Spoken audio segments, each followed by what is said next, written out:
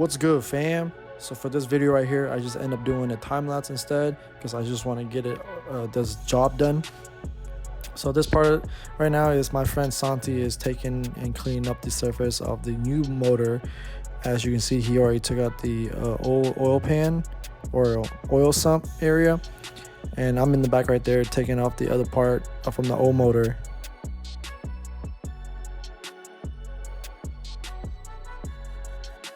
The reason we're doing this swap because the front of the oil sump big piece of it is missing, so we're gonna swap over from the old one to the new one while we're prepping the whole surface and cleaning it all up.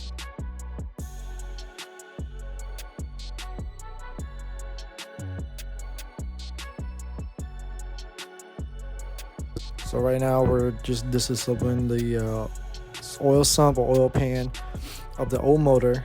It still has some oil here and there, but the bottom part of the block is still pretty good. Just needs a lot of cleaning wise. We're going to reuse most of the parts from the old motor because we knew that just to be safe, since the new motor had a bent oil pan and then the big part is missing, so we're just going to reuse all the old ones. And right here, what I'm doing right now is I'm just cleaning the little crevices of all the old sealant, and I'm getting ready to put the sealant from Toyota. This black sealant is the FPG or FIG of Toyota. You can use Honda bonds too, it should be fine. I just end up doing this one just because for peace of mind, and know my luck, if something happened, I don't want to be like, oh, I use Honda bonds. But Honda bonds will still be great. I actually had some, and I was going to use it anyway. So right now I'm just putting the bottom part of the oil sump back on and putting the bolts hand tight slowly, and I'm going to tighten them from inside to out.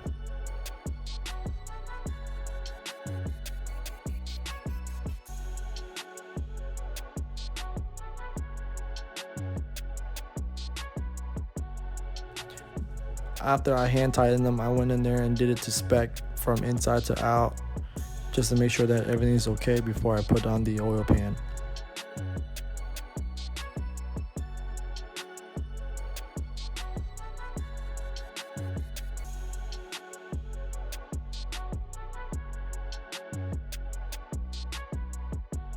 This part is putting the sealant on the oil pan. Now, did I go a little bit overboard with it? Maybe, but it should be fine. You never be safe. I'm putting it back on again, just doing a star pattern with the bolts, and then hand tight or just tight a little bit enough, and then I go in and do it to spec.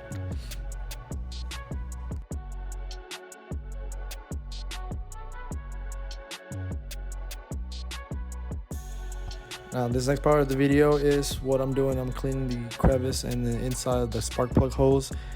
The old motor was sitting outside, I'm assuming, for some point. I had a bunch of debris and stuff like there, so I end up cleaning the hose to make sure everything's okay and nothing will get inside. That's why I have it so sideways with air pressure and brake cleaner.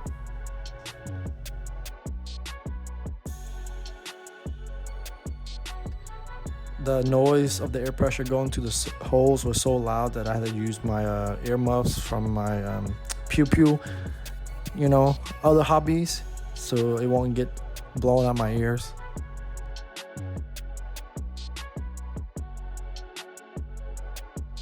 And this right here is I'm taking apart the old intake from the new motor, and it is pretty dirty and stuff like that, so I'm using the old motor's intake since I already had it cleaned up and everything like that, and we're gonna have new intake gaskets and everything.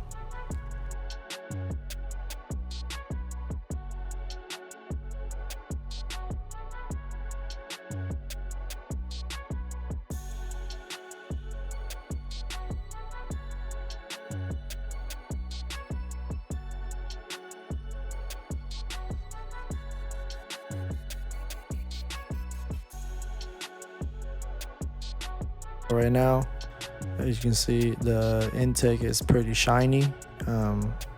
Cleaned it really good from the old motor. I could have cleaned the intake of the new motor, but it was just I had that one already apart already. So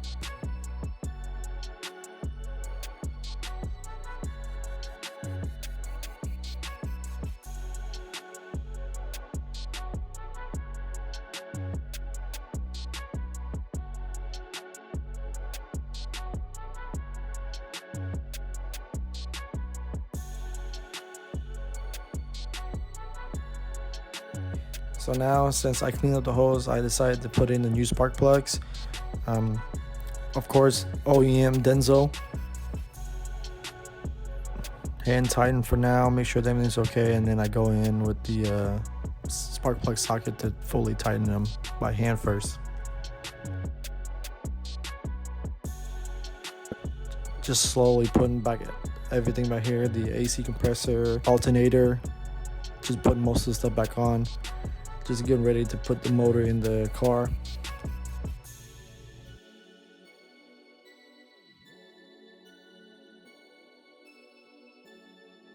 Now my boy Santi is the next day, and he's just here to kind of check over everything. We've put in back the wire harness just to see where everything plugs in, since we have the motor out already. Could do it either way. I just did it this way to make sure that if any of the plugs is missing or messed up, I can fix it right there rather than have it in the car. And then also we know where certain things that we couldn't figure out to plugged up, we could. Now we're just getting ready to just see how we're gonna make the transmission to the new motor. And at this part of the video, I'll be honest, this is a very happy moment because my garage is actually pretty clean compared to how it was in the beginning of this build series. But we're just finessing as much as we can, and man, that block of the old motor right there was freaking tough. It was heavy as hell. But yeah, we're just getting ready now, and hopefully